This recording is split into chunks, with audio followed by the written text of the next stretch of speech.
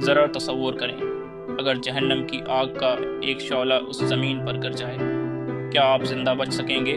یہ وہ آگ ہے جس سے پہاڑ پگھل جائیں، سمندر ابل پڑیں اور زمین راکھ کا ڈھیر بن جائے۔ تو سوچیں اس انسان کا کیا حال ہوگا جو اس میں پھینکا جائے گا۔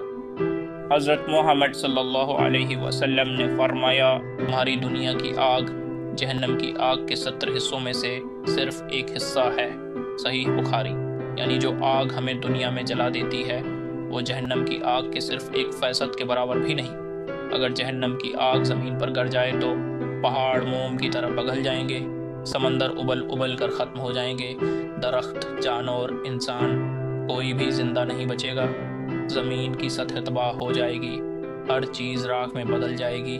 یہ سب کچھ ہمیں خبردار کرنے کے لیے بتایا گیا ہے تاکہ ہم توبہ کریں، نیک عمل کریں اور جہنم سے بچنے کی کوشش کریں۔ کیا آپ اس دن کے لیے تیار ہیں جب کوئی کسی کا مددگار نہیں ہوگا؟